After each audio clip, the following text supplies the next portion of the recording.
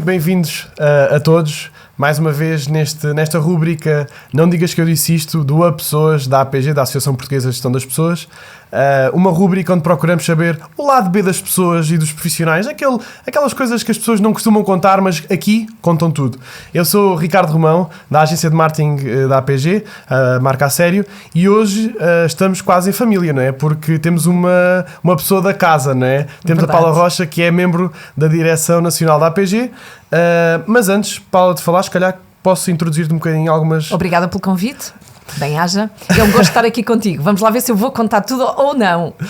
Há coisas que não se podem contar. Bom, mas antes vamos então enquadrar aqui o que é que tu fizeste, o que é que tu fazes e o que é que farás, não é? Ok. Portanto, a Paula Rocha conta com um percurso académico que passa pelas áreas de economia, de gestão de pessoas e empresas, neurociências e neurodesenvolvimento. É professora universitária e coordenadora nas áreas de gestão de pessoas.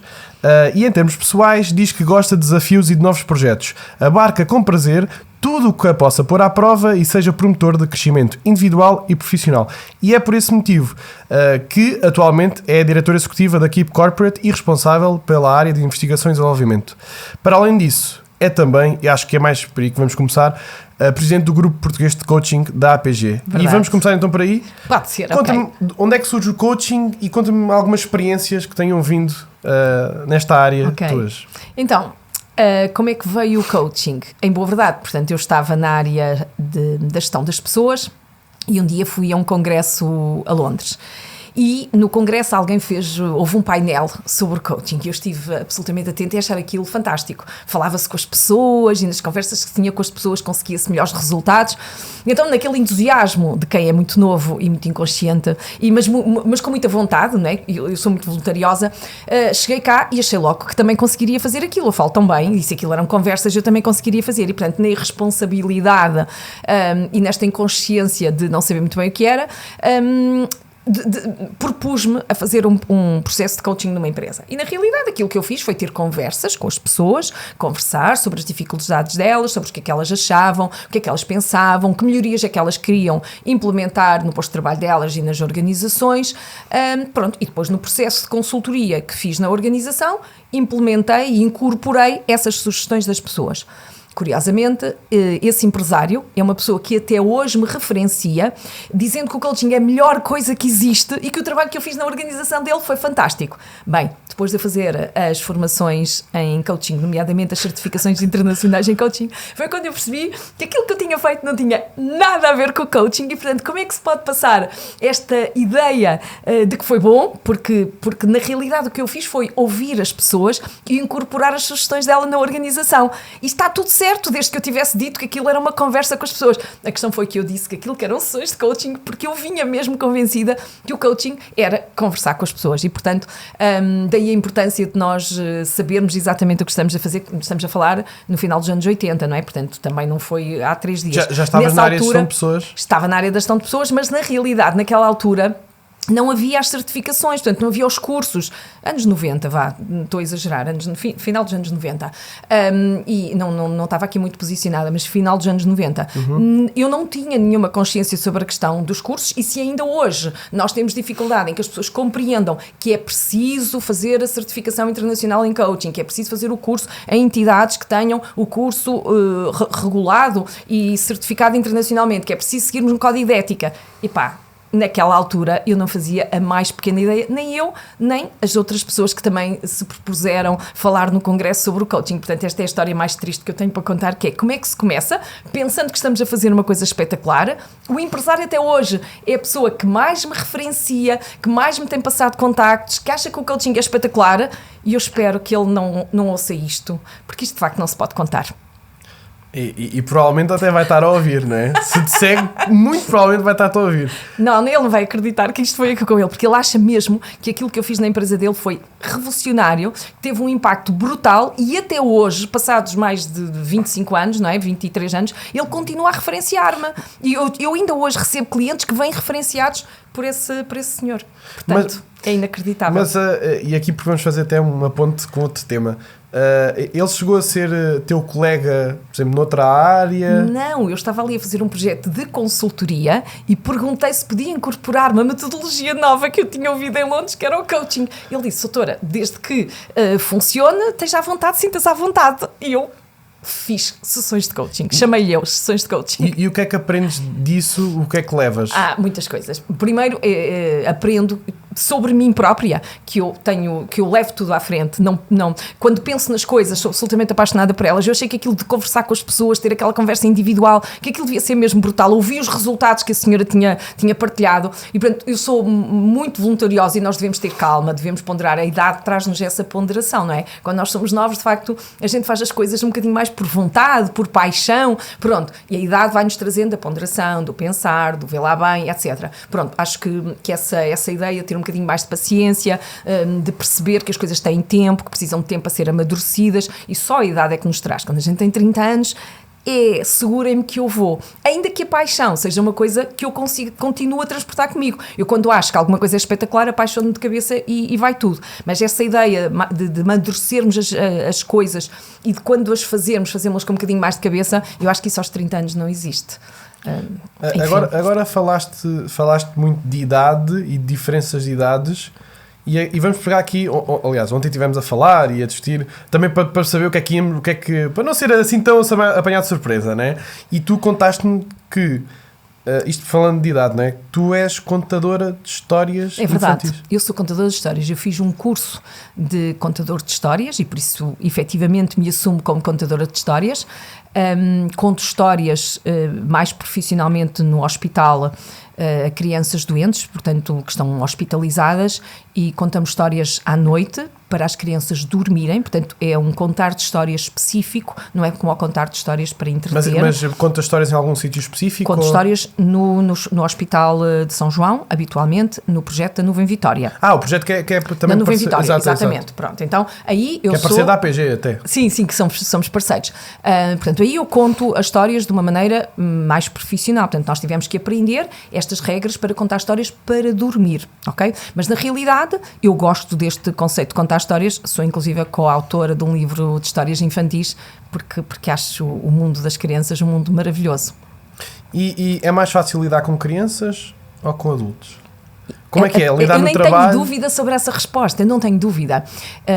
Nós temos um projeto, que é o projeto Keep for Kids, que faz exatamente o mesmo que eu faço com os adultos na Keep, mas com crianças. Trabalhar a inteligência emocional, a liderança, a comunicação, o coaching, etc. Uma criança não tem crenças. A criança está absolutamente ávida de ouvir o que eu tenho para dizer e experimenta logo. E faz, e corre bem. Menos o adulto resistência. O adulto não, já tem prejuízos, já traz ideias pré-concebidas, tem crenças. É muito mais difícil nós levarmos, por exemplo, o adulto a acreditar que ele consegue fazer qualquer coisa desde que ele se disponha a fazer do que a criança. A criança, a gente diz, tu consegues. E ele experimenta, arregaça as mangas e faz. Portanto, isso nem vamos comparar. A beleza de ser criança é maravilhoso. Mas aliás, este projeto em que contas histórias e inclusive também és autora de livros infantis e podemos ir aí, mas já em que fase da tua vida é que surge e porquê é que surge? Qual foi o teu drive para... Sim. Eu acho que no ensino nós conseguimos mobilizar as pessoas mais para uma aprendizagem quando nós contamos uma história. Uhum. É mais fácil tu explicares um conteúdo quando contas a história do que quando estás a explicar o conteúdo simplesmente. Eu acho que isso que me diferencia como professora, como sempre estive no terreno e sempre estive nas empresas, quando eu ensino qualquer conteúdo, eu conto sempre uma história de alguma coisa que me aconteceu, de alguma coisa que eu já experienciei. E isso tornou-me diferente. Os meus alunos identificam isso. Não sou eu que o digo, são eles que dizem. Eles lembram-se, às vezes até nos testes ou nas frequências, eles identificam a história e contam exatamente a história que eu contei e através da história explicam a matéria. É mais fácil tu memorizares quando tudo anda à volta de uma história. E no storytelling, por exemplo, ou nas metáforas, em que tu usas os dois hemisférios, o direito e o esquerdo, porque permites que a criança, permites o imaginário, mas ao mesmo tempo a racionalidade. Então a história é muito facilitadora da aprendizagem e é muito facilitadora de te colocar com emoções positivas. Porque a história começa sempre com era uma vez, depois já ali uns pozinhos de perlim-pim-pim no meio e depois ficaram felizes para sempre. Que é um bocadinho a metodologia do coaching também. Qual é o teu estado inicial? Pelo meio acontecem ali uns pozinhos de perlim-pim-pim e no fim tudo vai ficar bem. Se não ficar bem, é porque não é o fim. Então, eu vou deitar a bomba aqui. Os pozinhos pelo Limpimpi e o início, então quer dizer que o teu início profissional é aquilo que te faz ser uma boa profissional na área de gestão de pessoas, neurociência. Porque o teu início não é aquele que as pessoas sabem. O meu início é então, sempre eu vou deixar tu dizeres. O meu início é sempre como professora. Sempre como professora. Okay. Eu comecei a dar aulas de matemática, tinha 18 anos. Sim. Naquele tempo, quando nós tínhamos 10 cadeiras feitas, nós podíamos dar aulas. E como eu entrei na faculdade com 17 anos, quando eu tinha 18, eu tinha 10 cadeiras feitas. E foi assim que eu entrei no ensino. Então, se eu tiver que dizer, a primeira coisa que eu fiz foi ensinar. Isso foi a primeira coisa que eu fiz. Mas não era isso que eu queria que tu dissesses. É aquilo que não se pode contar. Sim, a minha formação de base é engenharia. Portanto, eu comecei a dar aulas de matemática porque eu entrei em engenharia quando tinha 17 anos. Engenharia, e, portanto, qual engenharia tipo de civil. Engenharia civil. E, portanto, sempre estive ligada às obras. Agora não vais perguntar porque é que eu vou para a engenharia, porque eu nem devia contar isto. Já é uma coisa que se vocês disserem que eu disse, eu vou negar. É mentira, pronto. Eu fui para a engenharia, eu não tinha assim um sonho por aí além do que é que eu queria ser. Se eu tivesse que dizer o que é que eu queria ser, a primeira coisa que eu me lembro era de ser miúda, ir com a minha avó para o hospital, porque a minha avó era telefonista no hospital, que era uma coisa absolutamente incrível naquele tempo, antes de 25 de Abril. As telefonistas não podiam casar, tal como as enfermeiras, e a minha avó era casada e era telefonista no hospital. E então aquilo que eu me lembro verdadeiramente era de ir para o hospital com a minha avó e vê-la o dia todo a falar. E então eu dizia, isto é a melhor coisa que alguém possa imaginar, que é pagarem-nos para falar. Então, se eu pensar, a primeira coisa que eu pensei que eu queria ser, quando fosse grande, era ser telefonista, porque pagavam-nos para a gente falar. Desta ideia do porquê que eu gosto muito de falar, bom, eu tenho um irmão com menos 10 meses, 11 meses que eu, portanto nasci eu primeiro e depois nasceu o meu irmão Luís. Os meus pais eram muito novos, a minha mãe tinha 16 anos e o meu pai 17, portanto estudavam, e eu passei a andar sempre com o meu pai e o meu irmão ficava sempre com a minha mãe. Portanto, a minha vida académica começou quando eu tinha 1 ano e meio. Eu ia para as repúblicas, eu dizia poemas em cima das mesas. As primeiras coisas que eu aprendi foi as quadras do Aleixo. As outras pessoas aprendem a dizer papá, mamãe, coisas assim. Não, eu comecei a falar muito cedo, no dia que me batizei, que foi no dia que eu fiz 1 ano. Mas das quadras passou para construir paredes. Espera. Então, eu falava, eu puseram-me, treinaram-me, porque tudo é um treino, não é? Isto é muito importante nós percebermos. Eles levavam para as repúblicas, levavam para aquelas festas deles e punham, eu era o palhacinho do sítio, punham-me em cima da mesa a fazer as quadras e anedotas que me ensinavam e eu era o palhacinho. E depois, no voltar para casa, havia um problema grave. Isto antes do 25 de Abril, qualquer 2 pessoas que se juntassem era uma associação e era proibido. Então, quando nós vinhamos para casa a pé, o meu pai dizia-me sempre, filha, tu não falas. Tu não falas. Se alguém parar para falar connosco, tu não falas. Então, enquanto eu era pequena, eu não tinha muito eu só sabia que não podia falar. Mas quando eu comecei a ficar um bocadinho mais crescida, quando se ouvia o carro da PID, o Volkswagen fazia aquele barulho típico do Volkswagen, começava a vir o Volkswagen e o meu pai dizia, filha, tu não falas, ok? Tu não falas, tu não podes falar. E eu fazia xixi nas pernas. Nunca o Volkswagen parou, mas eu tinha esse pânico e esse medo e eu sabia que não podia falar. E aquilo que eu sabia era quadras do Aleixo, não sabia muito mais que isto. Sabia que tínhamos vindo de estar a estudar, de eles estarem a estudar juntos. E houve um dia que eu fui à escola e cheguei à escola, a escola estava fechada e não havia escola. Eu vinha correr para casa toda contente, não havia escola e tal, toquei a campainha e no 3º andar a minha mãe veio abrir a porta e espreita lá de cima e eu disse cá de baixo, mãe, não houve escola. E a minha mãe disse, sabes porquê? Aconteceu uma coisa que tu vais adorar. E eu disse, já posso falar à vontade. Então, e eu lembro-me disto, eu tinha 7 anos e lembro-me exatamente disto, que a coisa que eu mais queria era poder falar à vontade. Sim, no 25 de Abril, eu tinha 7 anos no 25 de Abril. E lembro-me disto, eu vi da escola, não havia escola, e a minha mãe disse, aconteceu uma coisa que tu vais adorar. E eu disse, já posso falar à vontade? E a minha mãe disse, sim filha, já podes falar à vontade. Como é que uma criança já tinha essa... Porque desde pequenina eu ouvia o Volkswagen e o meu pai dizia, tu não sabes falar. E então... Depois quando eu comecei a ir com a minha avó para o hospital e a minha avó passava o dia a falar, eu achava que aquilo era um emprego de sonho, passar a vida a falar. Portanto, em boa verdade, quando cheguei aos 17 anos e tinha que ir para a faculdade, eu não sabia o que queria qualquer coisa que me deixassem falar. E então o meu pai foi fazer a minha matrícula à faculdade, chegou a casa e disse-me, olha, já que tu não sabes o que queres, vais para uma coisa que dê dinheiro, vais para a engenharia civil. E assim foi. Entrei na primeira opção e fui para a engenharia civil. O dinheiro fala, não é? Se não sabes o que queres fazer, vais para a engenharia civil. Pronto, e então é esse depois caminho. Como é que se faz a ponte para pessoas? Como é que se faz a ponte para pessoas? Para coisas muito engraçadas, que é entrar por exemplo, tu vais à obra e as pessoas, hoje se calhar as pessoas são mais civilizadas, mas naquele tempo andavam umas bocas, diziam umas coisas e eu ficava super nervosa e já não sabia o que ia fazer. isso é um momento que eu acho que marcou muito, que é porque é que a comunicação dos outros e a atitude dos outros impacta na tua performance. E depois há um outro momento que eu também acho que é particularmente interessante, que é no momento em que eu vou dar formação e utilização de EPIs, equipamentos de proteção individual, e portanto esforcei-me imenso, como fiz aqueles slidezinhos que se encaixavam numas máquinas para projetar, pronto, e esforcei-me imenso para que aquilo corresse bem. No fim, eles deram-me tudo 5 de 1 a 5 e eu achei que era brilhante e não passava nas portas. Fui à obra passado um mês, quantas pessoas usavam capacete? 0. Então, nesse dia eu percebi... Então houve mesmo uma ponte, não é? Eu nesse dia percebi que eu precisava Ainda de saber por mais cima, ponte, coisas. a palavra. Sim, eu precisava de saber mais coisas. Eu precisava mais de saber sobre pessoas. Eu precisava de saber mais sobre porquê que o outro impacta em nós, porquê que impacta na nossa performance, porquê que as pessoas dizem que sim às coisas e até parece que as sabem, porque no teste reproduzem, mas depois não alteram o comportamento. Isto é uma coisa importante, que é a aquisição da informação e a transformação dessa aquisição numa competência. Não acontece. Portanto, isto é muito interessante nós compreendermos. Então eu ensinei porque é que a pessoa não muda o comportamento. E é assim que eu volto à faculdade, entro na licenciatura em Gestão de Recursos Humanos e Psicologia do Trabalho. Toda a gente tem 20 anos e eu tenho quase 30.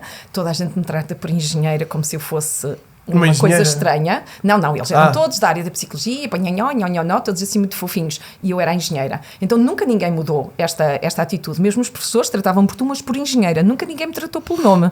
Era sempre ou engenheira isto, ou engenheira aquilo, e os colegas também. Nunca houve aquela... Também se calhar porque eu tenho este sentido prático de engenharia, não é? Fazer uma tabela, fazer um quadro, definir objetivos, de fazer planos de ação. E na psicologia, a malta não tem muito esta visão da gestão, da organização da informação, não é? É tudo mais nhó. Pronto, então eu acho que fui sempre um corpo estranho naquele curso e portanto, fui sempre a engenheira. Ainda bem que falas em corpo estranho, porque a gente tenta sempre aqui que a conversa seja mais fluida, porque nós já sabemos, eu já conheço, aliás, toda a gente aqui no estúdio já conhece a Paula, até porque era da APG, muitas palmas. Está 20 pessoas aqui. Não, estão poucas. Mas uma das coisas que as pessoas que te conhecem pessoalmente ou que trabalham contigo de forma direta sabem, e que o resto das pessoas não sabem, é que, olha, até temos aqui não, podes entrar, o presidente da APG está aqui a entrar no estúdio, ainda estamos a gravações. Não acabou. Aliás, está ali uma cadeira, se o senhor presidente Pedro Ramos quiser assistir, se calhar, olha, fecha ali a porta. Ainda estamos aqui, já passámos aqui por muitas histórias, por acaso super engraçadas, que eu nunca fazia. Algumas já tínhamos discutido ontem, mas... que eu posso passar à frente? Não, até todos até podem passar em todas, não há problema. Mas, olha, estávamos aqui a falar, eu não sei, Pedro, se sabes, e agora vou dar aqui a bomba, que a Paula tem um braço biónico. Aliás, és a única pessoa que tem um braço biónico em Portugal, não sei se és a única. Não é ter um braço biónico que é espetacular, é ter um braço de carne biónico, são coisas diferentes. Ter um braço elétrico muita gente tem. Agora eu tenho um braço de carne que é elétrico. Ou seja, tens dispositivos elétricos, exatamente, os dispositivos, o que depois leva a coisas, a situações aqui um bocadinho chatas, não é? Apitar, dar choques, estragar telefones, estragar computadores, é verdade. Aqui tivemos que fazer todo um... Temos bom material, por exemplo, os computadores material. É fácil. O computador está preparado para, sobre uma carga maior de energia, desligar, por exemplo, na trovoada. E, portanto, se eu mantenho a mão em cima do computador, é natural que ele desliga. Portanto, tu tens superpoderes. Às vezes. Desligo computadores e vario câmaras. Na direção da APG, realmente há pessoas com superpoderes. Isso é verdade. Apitar no aeroporto. No aeroporto não passo, que é nas máquinas, tenho que passar ao lado. Mas nas lojas apito, sei lá. Nas bombas de gasolina tenho que desligar. Porque o meu... Com esse bom aspecto convence as pessoas do aeroporto a... Como é que tu fazes? E é super estranho, porque eles depois pedem-me o documento, levam a máquina, levam o comando para ir ver, não sei o que é que eles vão ver, levam o documento e tal, e depois dizem que sim, que eu posso passar. Não sei o que é que eles pensam sobre aquilo. Mas pronto, nas bombas de gasolina é desligar antes de entrar na bomba de gasolina também. Tem várias coisas. Pronto, essa é a parte gira. E já agora, nunca experimentei, vá. Porque... Aquilo só diz que é para desligar e eu desligo. Um dos trabalhos dos gestores de pessoas, ou pelo menos quem lida com pessoas e quem lidera pessoas, é fazer as pessoas acreditar que são capazes de fazer coisas. Sim. O que é que o teu braço serve de exemplo na tua vivência no trabalho para o meu braço não é um obstáculo para nada do que eu possa fazer ou que venha a fazer. Eu acho que esta conversa também é uma conversa que eu não quero. Preferíamos passarmos para outro sítio, mas em boa verdade, só dizer porquê? Porque eu também já passei o meu lado negro, não é? Claro. Há de haver pessoas que vão ver isto e que sabem bem que eu já passei um período muito, muito negro. Não, quando nos dizem que nos vão cortar o braço que o braço não tem recuperação. Sim, porque desculpa interromper, mas falas com alguma facilidade sobre isso e sabes rir-te sobre, que também é uma capacidade muito importante. 5 anos envolvidos. Mas de agora. 5 anos envolvidos. Portanto, não vale a pena a gente fazer de conta que somos melhores que os outros, porque não somos. Portanto, eu também passei de fazer o luto do braço, de passar pela ideia do vamos cortar, não vamos cortar. Portanto, não. Há aqui todo um processo de reaprender e de termos essa disponibilidade, de passar 2 ou 3 anos na reabilitação, de ajustarmos a medicação. Pelo meio apanhei uma hepatite tóxica por causa da medicação do braço. Portanto, há aqui um processo que não é assim... Não, mas pronto, mas que a gente hoje não vai contar sobre isso. Hoje o giro é dizer, sou a única pessoa que tem um braço de carne biónico, porque as outras pessoas não. Corta-se, põe-se um braço biónico. Mas e o meu não... foi eletrificado. Isso ainda te humaniza mais, pelo menos. Não sei. Não sei. Permite-me pelo menos ficar com um aspecto normal, que é ter 2 bracinhos, e podia desde a altura não ter. Olha... Um bocadinho de robô ou não? Sim, isso sim, até Portanto, porque a gente está na era da inteligência giro, artificial. exatamente, porque é giro porque nesta altura em que toda a gente tem grande curiosidade sobre, uma das coisas que as pessoas querem sempre ver é o meu comando. Quando eu digo, eu tenho um comando, e as pessoas, como tens um comando? Eu tenho um comando com 3 programas e 9 velocidades, e toda a gente quer ver, não há ninguém que não queira ver o comando e que não queira ver como é que as coisas funcionam. Pronto, isso é a parte divertida da coisa, quer dizer, sim, eu tenho um comando, trago um comando e tal, e faço a coisa. Agora, tudo, e pensar sobre isso, por exemplo, eu vou ao médico, nunca os médicos sabem, quando eu digo isto, para fazer uma mamografia ou isto ou aquilo lá, eu tenho um braço biónico, é preciso desligar. E eles ficam, tem o quê? Portanto, não é uma coisa que as pessoas saibam. Eu vou quando fui à junta médica, por exemplo, nas juntas médicas, eles também não sabem o que é que eu tenho, como tenho um braço biónico. Pronto, portanto, é giro por aí, não é? É giro por aí. Pronto. Olha, falaste em 9 velocidades, isto lembrou-me do último ponto que tínhamos aqui para falar um bocadinho mais da Paula Rocha, que tem a ver com portagens. Mas eu, lá está, vou-te deixar falar sozinha, porque então não vou isso ter. não se pode contar. Isso, Não, Ricardo, isso é uma maldade, isso é uma maldade. Isso é uma maldade. Isso não se pode contar. Bom, se vocês contarem isto e disserem que eu disse, eu nego. Vamos fingir que não está a ser gravado. Efetivamente, eu sou a pessoa que se embranha demasiado nas coisas e que se apaixona pelas coisas. E quando vou para qualquer lado, vou sempre a pensar sobre o que é que vou dizer, o que é que vou fazer, como é que vou contar a história, como é que vou virar aquilo. E isto provoca uma coisa estranhíssima, que é passo nas portagens sem ver e, portanto, levo as cancelas à frente.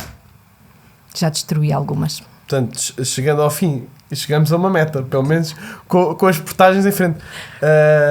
Pois tem que se pagar as portagens, né? Pois quando a gente estraga a cancela e parte aquilo tem um custo. E o carro e tudo. Mas é uma coisa que é recorrente na minha vida. A primeira vez o meu marido achou que não podia acontecer. Depois da 3ª vez ele já acha que é normal. Mesmo com via verde. Portanto, eu vou na minha vida, vou para ali fora, quando ouço o estouro, a sério, olho para trás e já foi. Um comando que dá para tudo, mas não dá para portar. Mas as portagens vêm do antes do braço, porque eu não conduzo desde que tenho o braço assim. Portanto, vem de antes. É a velocidade, o ir a pensar nas minhas coisas, o ir absolutamente embrenhada no que vou fazer. E depois não vejo as portagens, não vejo uma série de coisas. Olha, eu vou ser muito honesto. Eu depois desta não sei como é que vamos acabar este podcast. Pois, esta parte é a parte que a gente vai cortar. Nós agora... não podíamos contar. Esta parte era a parte que não podíamos contar. Portanto, não sei como é que vamos acabar. Se calhar, olha, passava-te a batata quente. Olha, tens esta câmara aqui. Se quiseres deixar alguma mensagem ao público, um sum up ou alguma coisa que queiras dizer, é este o momento. Este momento. Então, eu diria que a vida é muito melhor quando levada com um sorriso na cara e, sobretudo, quando nós nos conseguimos rir das nossas dificuldades e rirmos dos disparates que nós fazemos. Porque quando as pessoas têm a ideia de que acabam o curso e agora são especialistas em alguma coisa, não somos. Não sabemos fazer nada e só fazemos asneiras. E é muito importante que as pessoas compreendam que alguém se torna bom a fazer alguma coisa porque teve a coragem de, durante muito tempo, fazer mal. E só temos que nos rir disso. E fazendo mal, muitas vezes, um dia vamos fazer bem. Muito bem, olha, agora sim, ainda temos mais pessoas. Obrigada. São 20 pessoas, mais de 20 pessoas estão aqui e, portanto, agora sou eu a falar, não é? Muito obrigado, Paula. Obrigada eu. Obrigado a todos os que estão aqui no set, Miguel, Pedro e restantes. Bom, eu queria terminar isto por dizer que não estava mesmo nada à espera, zero à espera das histórias. Ontem já tinhas contado algumas, mas agora, o que tu contaste sobre estas histórias é que para mim foi mesmo... mind blown. E pronto, aqui em nota final, muito obrigado, Paula, muito obrigado a todos os que estiveram a ver e que ainda estão aqui no Up Pessoas da APG. E deixar aqui, aliás, temos aqui o presidente, portanto eu não me vou esquecer. Queremos um comando, mas queremos um comando sobretudo que nos levem ao dia 20 de outubro. Sr. Presidente, o que é que vai haver dia 20 de outubro? Vamos ter uma conferência, certo? Dia 20 de outubro não vamos ter uma conferência. Não, vamos ter uma experiência. A A conferência. A maior experiência de Exatamente. sempre uma gestão de pessoas no mundo. Exatamente. Agora o Pedro a falar aí. Porque Queres vir aqui? Não, Podemos não trocar? quero. Não queres? Exatamente. Então eu vou dizer por ti, pode ser? Pode. Muito bem, dia 20 de outubro vamos ter a 54ª edição da International People Conference da APG. Aliás, não estou a dizer mal, não é, doutora Paula Rocha? São mais de 20 oradores já confirmados, portanto, neste momento podem já ir ao site do Pessoas, lá ao espaço do IPC e ver todas as informações. Contamos convosco. Eu acho que é o evento de gestão de pessoas com mais nacionalidades sempre em Portugal e quiçá na Europa, não é? Vamos ter World Federation of People Management Associations connosco. Diz Vamos lá isso ter outra vez devagar. World Federation of People Management Associations, portanto, a Associação Devagar também Mundial. consegues dizer. A Associação Mundial de Associações de Gestão de Pessoas, não é? A Associação Europeia de Gestão de Pessoas também. Temos o maior evento deste ano e a maior já. experiência. Inscreva-se já e mantenha-se conectado Encontramos lá. connosco. Já agora, o que a música tem a ver com o coaching? Não percam e apareçam por lá. Aliás, a própria Paula Rocha. Não contes a história, pelo amor de Deus. Não podemos Não, contar. mas a própria Paula Rocha é uma das oradoras confirmadas. Portanto, Verdade, se quer verdade. saber mais sobre a Paula Rocha e o que é que ela nos tem para contar. Qual é a história que ela vai contar desta vez? Exatamente. Obrigada, bem-aja, obrigada. Parabéns. Muito obrigado.